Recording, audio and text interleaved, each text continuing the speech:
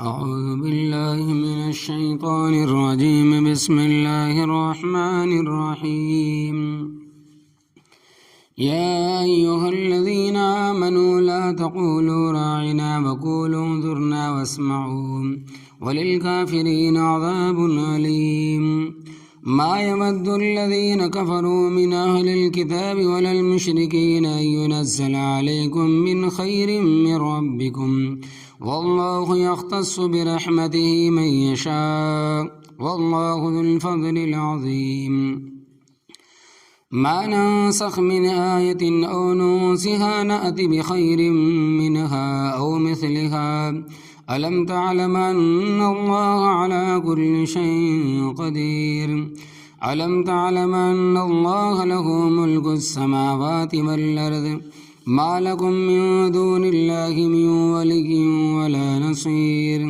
أم تريدون أن تسألوا رسولكم كما سئل موسى من قبل ومن يتبدل الكفر بالإيمان فقد ضل سواء السبيل. لفظی ترجمہ: یا ایھا الذین آمنو، اے وہ لوگو جو ایمان لائے ہو، لا تقولوا راعنا، تم راعنا نہ کہو، وقولوا انظرنا، اور انظرنا کہو، واسمعوا، اور سنو، وللکافرین عذاب علیم، اور کافروں کے لیے دردناک عذاب ہے۔ ما یود الذین کفروا، نہیں پسند کرتے وہ لوگ جو کافر ہیں، من اہل الکتاب، اہل کتاب میں سے، وللمشرکین، اور نہ مشرکوں میں سے، ان ینزل علیکم من خیر، یہ کہ اتاری جائے تم پر کوئی بھلائی، من ربکم، تمہارے رب کی طرف سے، واللہ یختص برحمتہ من یشاء، اور اللہ تبارک و تعالی خاص کرتا ہے اپنی رحمت کے ساتھ جس کو چاہتا ہے، واللہ ذو الفضل العظیم، اور اللہ تبارک و تعالی بڑے فضل والا ہے۔ ما ننسخ من آیت، جو منسوخ کرتے ہیں ہم کسی آیت کو، او ننسیہا، یا ہم اس کو مٹا دیتے ہیں، نأتی بخیر منہا، تو ہم اس سے بہتر لے آتے ہیں، او مثلہا، یا اس جیسے، الم تعلم، کیا آپ نہیں جانتے، ان اللہ علی کل شیء قدیر، کہ بے شک اللہ تبارک و تعالی ہر چیز پر قادر ہے۔ الم تعلم ان اللہ، کیا آپ نہیں جانتے کہ بے شک اللہ تبارک و تعالی لہ ملک السماوات والارض، کے لیے ہی ہے ملک آسمانوں کا اور زمین کا، وما لکم من دون اللہ، اور نہیں ہے تمہارے لیے اللہ تبارک و تعالی کے سوا، من ولی ولا نصیر، کوئی حمایتی اور مددگار۔ ام تریدون، کیا تم ارادہ کرتے ہو، ان تسألوا رسولکم، کہ سوال کرو تم اپنے رسول اللہ صلی اللہ علیہ وسلم سے، کما سئل موسیٰ من قبل، جس طرح سوال کیا گیا حضرت موسیٰ علیہ السلام سے اس سے پہلے، ومن یتبدل الکفر، اور جو شخص تبدیل کرے گا کفر کو، بالایمانی، ایمان کے ساتھ، فقد ضل سواء السبیل، پس تحقیق وہ سیدھے راستے سے گمراہ ہو گئے۔ ربط: ان آیات کا ما قبل کے ساتھ ربط واضح ہے کہ یہود و نصارہ کی شرارتوں کا ذکر چلا آ رہا ہے، تو ان آیات میں بھی ان کی ایک شرارت کا ذکر ہے کہ وہ حضرت صلی اللہ علیہ وسلم اور ایمان والوں کو پریشان کرتے رہتے تھے۔ اس طرح کہ حضرت صلی اللہ علیہ وسلم کی خدمت میں ہر طرح کے لوگ آتے تھے، ان میں شہری بھی ہوتے تھے اور دیہاتی بھی، تعلیم یافتہ بھی اور ان پڑھ بھی، ذہین، غبی اور متوسط ذہن کے لوگ بھی ہوتے تھے، اور ہر مجلس میں ہر طرح کے موجود آدمی ہوتے ہیں۔ سب کو اللہ تبارک و تعالیٰ نے ایک جیسا پیدا نہیں فرمایا۔ کچھ ایسے ہوتے ہیں کہ کلام کے شروع ہوتے ہی سمجھ جاتے ہیں کہ متکلم کہنے والا کیا کہنا چاہتا ہے، اور بعد کلام ختم ہونے کے بعد سمجھتے ہیں، اور ایسے بھی ہوتے ہیں کہ سارا بیان ختم ہونے کے بعد بھی ان کے پلے کچھ بھی نہیں پڑتا، یعنی وہ کچھ بھی نہیں سمجھتے۔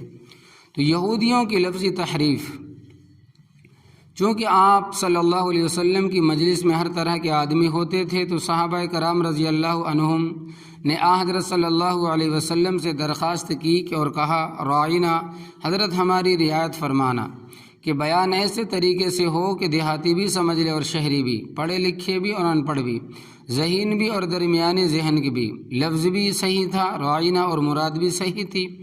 مگر یہودی اس لفظ سے غلط مراد لیتے تھے کہ ان کی لغت میں راعنا رعونت سے احمق اور جاہل کے معنی میں استعمال ہوتا تھا، اور راعنا بولتے اور آپس میں ہنستے کہ ہم نے محمد صلی اللہ علیہ وسلم کو احمق اور جاہل کہا ہے، معاذ اللہ تعالی، اور اس طرح بھی شرارت کرتے کہ راعنا کے لفظ کو ذرا کھینچ کر راعینا بولتے تھے، یعنی ہمارا چرواہا، معاذ اللہ تعالی، صحیح الفاظ کی غلط تعبیر۔ اسی طرح یہودی جب آپ صلی اللہ علیہ وسلم کے پاس آتے تو جلدی سے کہتے السلام علیکم، اس کا معنی ہے کہ تم پر موت واقع ہو۔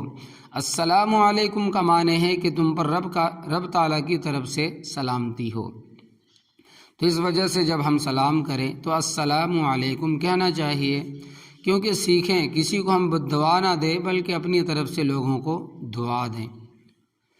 تو اس طرح چالاکی سے یہ حرکت بھی کرتے تھے کہ ایک دفعہ حضرت صلی اللہ علیہ وسلم اپنے کمرے میں موجود تھے اور ایک کونے پر پردہ لٹکا ہوا ہوتا تھا۔ جب کوئی آدمی آتا تو حضرت عائشہ صدیقہ رضی اللہ تعالی عنہا پردے کے پیچھے چلی جاتی، کیونکہ ایک ہی کمرہ تھا۔ ایک آدمی نے دروازہ کھٹکھٹایا، آپ صلی اللہ علیہ وسلم نے اس کو اندر آنے کی اجازت دی۔ حضرت عائشہ صدیقہ رضی اللہ تعالی عنہا پردے کے پیچھے چلی گئی۔ اس آدمی نے کہا السلام علیکم، انہوں نے اندر سے کہا علیک السلام واللعنت، تیرے اوپر موت اور لعنت پڑے۔ خیر اس یہودی نے جو بات کرنی تھی کر کے چلا گیا۔ حضرت صلی اللہ علیہ وسلم نے فرمایا عائشہ تو بڑے غصے میں تھی، کیا بات تھی؟ کہنے لگی کہ حضرت الم تسمع ما قال، آپ نے نہیں سنا کہ جو اس نے کہا، یعنی السلام علیکہ۔ آپ صلی اللہ علیہ وسلم نے فرمایا کہ الم تسمعی ما قلت لہ، کیا تو نے نہیں سنا جو میں نے اس کو کہا ہے، یعنی علیکہ تجھ پر پڑے، بس اتنا جواب ان کے لیے کافی تھا۔ تو یہ خبیث لفظوں میں ہیرا پھیری کرتے تھے، اور راعنا کے جملے سے چونکہ توہین کا پہلو نکلتا تھا، لہذا اللہ تبارک و تعالیٰ نے ایمان والوں کو اس جملے کے استعمال کرنے سے منع فرمایا، اور اللہ تبارک و تعالیٰ فرماتے ہیں یا ایھا الذین آمنوا، اے وہ لوگو جو ایمان لائے ہو، لا تقولوا راعنا، تم راعنا نہ کہو، اگر لفظ صحیح بھی ہے اور معنی بھی صحیح ہے اور تمہاری مراد بھی صحیح ہے، لیکن یہودی اس سے غلط فائدہ اٹھاتے، اس لیے یہ لفظ تم استعمال نہ کرو۔ وقول انظرنا، اور انظرنا کہو کہ حضرت ہماری طرف نظر شفقت فرماؤ۔ اس سے اتنی بات سمجھ آ گئی کہ اگر جملہ صحیح ہے اور اس سے مراد غلط ہو تو اس کا بولنا صحیح نہیں۔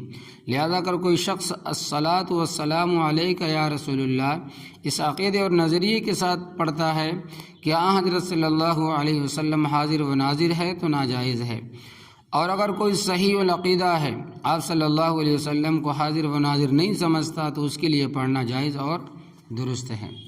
حضرت نانوتوی رحمۃ اللہ علیہ کا ارشاد کہ قاسم العلوم والخیرات، حضرت مولانا محمد قاسم نانوتوی رحمۃ اللہ علیہ سے کسی نے کیا سوال کہ حضرت الصلاۃ والسلام علیک یا رسول اللہ کے الفاظ کے ساتھ درود شریف پڑھا جا سکتا ہے یا نہیں؟ حضرت نے فرمایا کہ یہ درود شریف کے مختصر الفاظ ہے، لیکن پڑھنے والا یہ سمجھے کہ میرے اس درود شریف کو فرشتے حضرت صلی اللہ علیہ وسلم تک پہنچاتے ہیں، اور اگر آپ صلی اللہ علیہ وسلم کو حاضر و ناظر سمجھ کر پڑھے گا تو کفر ہوگا۔ آج کل اکثریت کے ذہن چونکہ خراب ہے، وہاں حضرت صلی اللہ علیہ وسلم کو حاضر و ناظر سمجھ کر الصلاۃ والسلام علیک یا رسول اللہ پڑھتے ہیں۔ لہذا صحیح العقیدہ ہونے کے باوجود ان الفاظ سے گریز کرنا چاہیے، بچنا چاہیے، تاکہ کسی باطل فرقے کی تائید نہ ہو۔ اور اس کی دلیل یہی ہے کہ اللہ تبارک و تعالیٰ نے فرمایا کہ راعنا نہ کہو بلکہ انظر نہ کہو۔ صرف اتنا ہی نہیں بلکہ واسمعوا،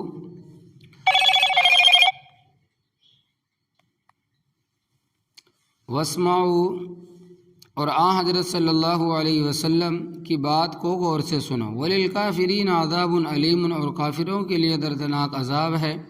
آگے اللہ تبارک و تعالیٰ فرماتے ہیں کہ جن لوگوں کو تمہارے ساتھ عداوت ہے وہ کسی خیر اور بھلائی کو تمہارے لیے پسند نہیں کرتے۔ فرمایا کہ ما یود الذین کفروا، نہیں پسند کرتے وہ لوگ جو کافر ہیں، نہیں پسند کرتے وہ لوگ جو کافر ہے، من اہل الکتابی اہل کتاب میں سے، یہودی ہو یا عیسائی، وللمشرکین اور نامشرکوں میں سے، اینزل علیکم من خیر، یہ کہ اتاری جائے تم پر کوئی بھلائی، من ربکم تمہارے رب کی طرف سے، نبوت کسبی نہیں۔ وہ کہتے ہیں کہ ان کو نبوت ملی ہے، ہمیں کیوں نہیں ملی؟ ان کو کتاب ملی ہے، ہمیں کیوں نہیں ملی؟ فرشتہ ان کے پاس کیوں آتا ہے، ہمارے پاس کیوں نہیں آتا؟ اللہ تبارک و تعالیٰ نے اس کا مختصر جواب دیا، فرمایا واللہ یختص برحمتہ من یشاء، اور اللہ تبارک و تعالیٰ خاص کرتا ہے اپنی رحمت کے ساتھ جس کو چاہتا ہے۔ اپنی مرضی سے نبوت کسی کو نہیں مل سکتی۔ وہ حکیم، وہ خبیر اور علیم ہے، وہ ہر شے کو جانتا ہے اور ہر چیز سے باخبر ہے اور اپنی حکمت کے مطابق کام کرتا ہے۔ سب سے پہلے حضرت آدم علیہ السلام کو پیغمبر بنایا اور آخری پیغمبر حضرت محمد الرسول اللہ صلی اللہ علیہ وسلم کو بنایا۔ آپ صلی اللہ علیہ وسلم ہر اعتبار سے خاتم النبیین ہیں، زمانے کے اعتبار سے، مرتبے کے اعتبار سے آپ صلی اللہ علیہ وسلم کی ذات گرامی سے بڑا کوئی نہیں ہو سکتا، اور نہ ہی آپ صلی اللہ علیہ وسلم کے بعد کوئی پیغمبر بن کر آ سکتا ہے۔ قادیانیوں کا عقیدہ باطل اور غلط ہے، جیسا کہ مرزا قادیانی کے لڑکے بشیر الدین محمود نے لکھا ہے، اگر کوئی شخص چاہے تو حضرت صلی اللہ علیہ وسلم کے درجے کو پہنچ سکتا ہے، بلکہ آپ صلی اللہ علیہ وسلم سے آگے بھی نکل سکتا ہے، معاذ اللہ تعالیٰ ثم معاذ اللہ تعالیٰ ثم معاذ اللہ تعالیٰ۔ اس کا مطلب یہ ہوا کہ نبوت ایسی چیز ہے کہ بندہ محنت کر کے اس کو حاصل کر سکتا ہے، حالانکہ نبوت صرف رب تعالیٰ کا فضل ہے، جس کو رب تعالیٰ نے چاہا اس کو عطا فرمائی۔ حضرت محمد الرسول اللہ صلی اللہ علیہ وسلم پر ختم فرما دی۔ آپ صلی اللہ علیہ وسلم کے بعد کسی کو نبوت ملنے کا سوال ہی نہیں پیدا ہوتا۔ واللہ ذو الفضل العظیم، اور اللہ تبارک و تعالیٰ بڑے فضل والا ہے۔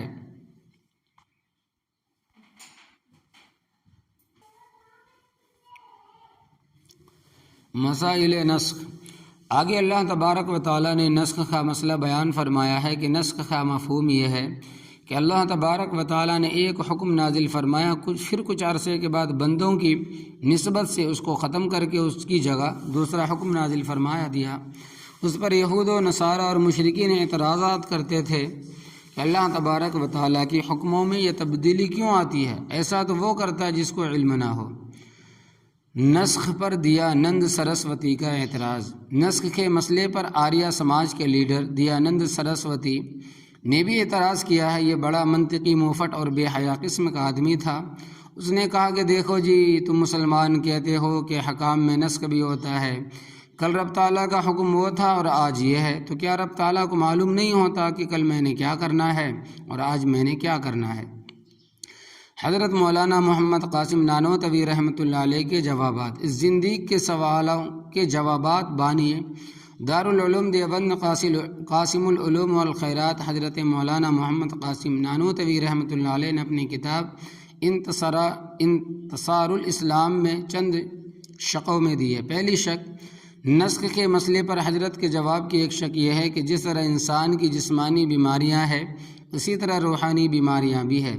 جسمانی بیماریوں کے معالج ڈاکٹر اور ماہر حکیم مریض کے لیے پہلے ایک نسخہ تجویز کرتے ہیں، پھر کچھ مدت کے بعد بدل دیتے ہیں۔ اس کی بیماری کے حساب سے نسخے کا بدلنا حکمت کا تقاضا ہے، نہ کہ ان کی نالائقی کی دلیل ہے۔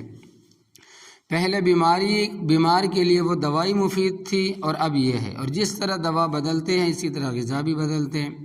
انتہائی کمزور مریض کو ہلکی پھلکی غذا، کھچڑی، دلیا، شوربہ، یخنی استعمال کرنے کا حکم دیتے ہیں، اور جو صحت یاب ہوتا جاتا ہے سخت غذا کھانے کی اجازت دیتے جاتے ہیں۔ اب اگر کوئی حکیم یا ڈاکٹر پر اعتراض کرے کہ یہ بڑا نالائق اور بیوقوف ہے، کل ایک نسخہ تجویز کیا، آج دوسرا تجویز کر دیا ہے، کل کہتا تھا یہ کھاؤ اور آج کہتا ہے یہ کھاؤ، تو یہ اعتراض کرنے والا بیوقوف اور نالائق سمجھا جائے گا۔ یہی حال روحانی بیماریوں کا ہے۔ جن کا معالج پروردگار ہے، علاج کرنے والا اللہ تبارک و تعالی ہے، اس حکیم علی طلاق نے روحانی بیماریوں کے مطابق احکام میں تبدیلیاں فرمائی۔ مثلا پہلے مسلمان کم تھے اور ظاہر بات ہے کہ جنسی خواہشات ان میں بھی تھی، نسل انسانی چلانے کے لیے، لہٰذا اس وقت اللہ تبارک و تعالیٰ نے مسلمان مرد کا کافر عورت کے ساتھ اور کافر مرد کا مسلمان عورت کے ساتھ نکاح جائز رکھا۔ بعد میں جب اسلام عامت الناس میں پھیل گیا اور طرفین سے مسلمان مرد اور عورتیں رشتے ملنے لگے تو ہجرت کے تیسرے سال اللہ تبارک و تعالیٰ نے حکم بدل دیا اور کافر و مشرک کے ساتھ رشتہ کرنے سے منع فرما دیا۔ فرمایا کہ وَلَا تَنكِحُوا الْمُشْرِكَاتِ، مشرک عورتوں کے ساتھ نکاح نہیں کر سکتے، وَلَا تُنكِحُوا الْمُشْرِكِينَ، اور مشرکوں کو اپنی بیٹیاں اور بہنیں بھی نکاح میں نہیں دے سکتے۔ مکہ مکرمہ میں روزے نہیں تھے اور نہ ہی جہاد کرنے کا حکم تھا، کیونکہ مکی زندگی بڑی صبر آزمائش تھی۔ جن کو پہلے ہی کھانا نہیں ملتا اور بھوکے رہ کر گزارا کرتے تھے، اس لیے جو مسلمان ہوتا جاتا تھا اس کو بڑی سختیاں برداشت کرنی پڑتی تھی۔ گھر والے روٹی تک بند کر دیتے تھے، ان کو روزے کا کیا حکم دینا ہے، تو وہ پہلے ہی بھوکے ہیں۔ حضرت عبداللہ اور استقامت دین۔ حضرت عبداللہ ذوالبجادین ایک نوجوان صحابی تھے، اپنے چچا کے گھر پرورش پا رہے تھے۔ جب انہوں نے کلمہ پڑھا تو چچا نے سختی کی تاکہ کلمہ چھوڑ دے۔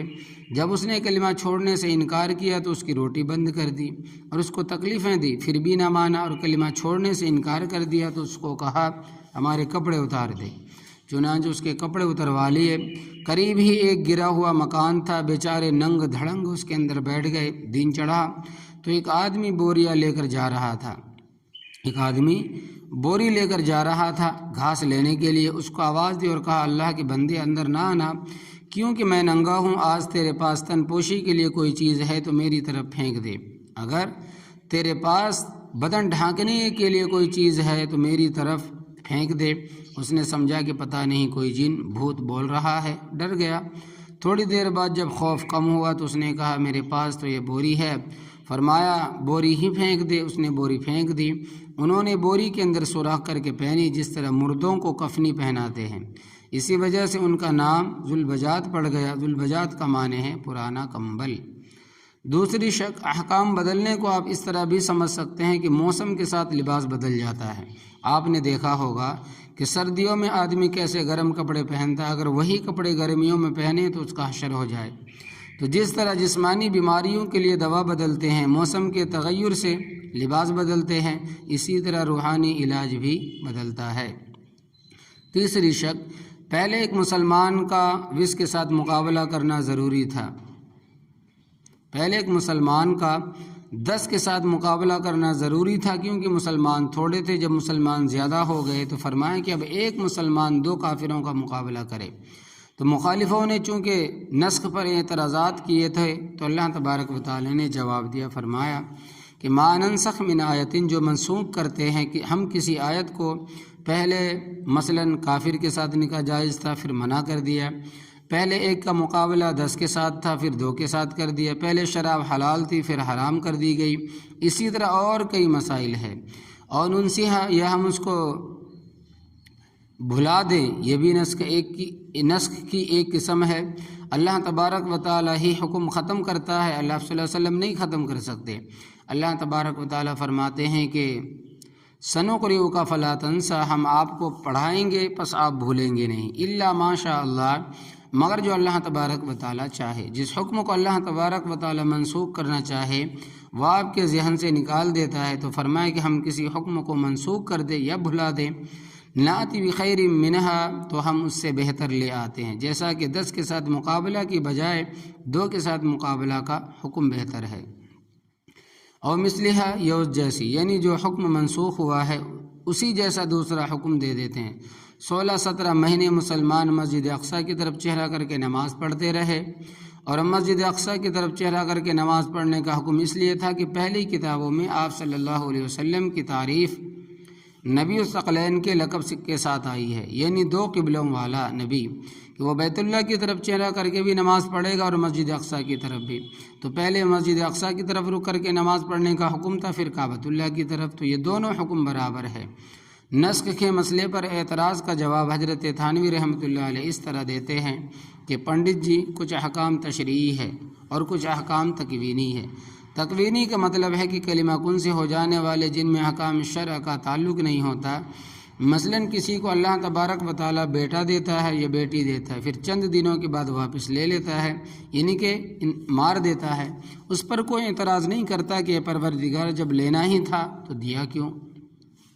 اسی طرح ایک آدمی کو مالدار بنانے کے بعد غریب بنا دیتا ہے، تندرست کو بیمار کر دیتا ہے، اس پر کوئی اعتراض نہیں کرتا کہ اے پروردگار اگر غریب بنانا تھا تو مالدار ہی کیوں بنایا، بیمار کرنا تھا تو صحت کیوں دی۔ فرمایا کہ پنڈت جی، جس طرح اللہ تبارک و تعالیٰ کے ان حکامات میں تغیر کے تم بھی قائل ہو اور اللہ تبارک و تعالیٰ کے علم اور اس کے دانا ہونے پر کوئی اعتراض نہیں ہے، اسی طرح اللہ تبارک و تعالیٰ کے تشریع و حکام میں بھی تبدیلی پر کوئی اعتراض نہیں ہے اور نہ ہونا چاہیے۔ اللہ تبارک و تعالیٰ فرماتے ہیں کہ علم تعلم ان اللہ علی کل شیء قدیر، کہ آپ نہیں جانتے کہ بے شک اللہ تبارک و تعالیٰ ہر چیز پر قادر ہے، جو چاہے جس طرح چاہے کر سکتا ہے، کسی کو امیر بنائے، غریب بنائے، بادشاہ بنائے، گدھا بنائے، عزت دے، ذلت دے، سب کچھ کر سکتا ہے۔ گدھا کہتے ہیں فقیر کو، چاہے فقیر بنائے۔ امریکہ اور شاہ ایران، جو بڑی عمر کے بزرگ حضرات بیٹھے ہیں، وہ اس بات کو جانتے ہیں کہ رضا شاہ پہلے بھی ایران کا بادشاہ تھا اور وہ ایشیا میں امریکہ کے مفادات کا چوکیدار تھا۔ امریکہ کے حقوق کی حفاظت اس کے ذمے تھی، اس نے یہ ذمہ داری پوری طرح نبھائی اور حفاظت کا حق ادا کیا جس طرح حفاظت کرنی چاہیے تھی، مگر کچھ حالات ایسے پیدا ہوئے کہ وہ امریکہ کی ناراضگی کا سبب بن گئے اور وہ اقتدار سے محروم ہو گیا۔ اس کو شہنشاہ ایران کہا جاتا تھا۔ اس کے دور اقتدار میں ایک پاکستانی اخبار نے خبر شائع کی اور لکھا کہ شاہ ایران نے یہ اعلان کیا ہے۔ اس پر ایران کے سفارتکاروں نے اس اخبار کو نوٹس بھیجا کہ تم نے ہمارے بادشاہ کو شاہ ایران لکھ کر اس کی توہین کی ہے، وہ شاہ ایران نہیں بلکہ شہنشاہ ایران ہے، یا تو معذرت کر دیا پھر مقدمے کا سامنا کرنے کے لیے تیار ہو جاؤ، یا معذرت کرو یا پھر مقدمے کا سامنا کرنے کے لیے تیار ہو جاؤ۔ خیر اخبارات نے معذرت کر لی۔ پھر وقت بھی آیا کہ جب جہاز میں بیٹھ کر ایران سے بھاگا تو کوئی ملک اس کے جہاز کو اترنے کی اجازت نہیں دیتا تھا۔ جب اترنے کی اجازت مانگا تو یہ کہہ کر جواب دے دیتے کہ ہم بین الاقوامی طور پر مجبور ہیں۔ بالآخر مصر نے دل مضبوط کیا، کہا کہ جو ہوتا ہے ہو جائے، تم آ جاؤ، یہ رب تعالیٰ کا حکام ہے، وہ چاہے کر سکتا اور یاد رکھنا کہ ہمارے ہندوستان میں 2 سفارت خان انتہا اپنے ملک کا پرچار کرتے ہیں، ایک اپنے مسلک کا تحفظ کرتے ہیں، ایک ایران کا اور دوسرا امریکہ کا۔ یہ بہت تیز ہے، ہندوستان میں جتنی ان کی چلتی ہے اتنی کسی اور کی نہیں چلتی، بات وہاں پر ختم ہو جاتی جہاں امریکہ ختم کر دے، اور یہ ان کی بات مانتے ہیں، یہ مشکل وقت میں ہمارے کام آئیں گے۔ اللہ تبارک و تعالیٰ فرماتے ہیں کہ علم تعلم ان اللہ لہ ملک السماوات والارض، کہ آپ نہیں جانتے کہ بے شک اللہ تبارک و تعالیٰ کے لیے ہی ہے ملک آسمانوں کا اور زمین کا۔ وما لکم من دون اللہ من ولی ولا نصیر، اور نہیں ہے تمہارے لیے اللہ تبارک و تعالیٰ کے سوا کوئی حمایتی زبان سے حمایت کرے اور نہ کوئی مددگار ہے کہ رب تعالیٰ کی گرفت سے بچانے کے لیے عملی طور پر میدان میں آئے۔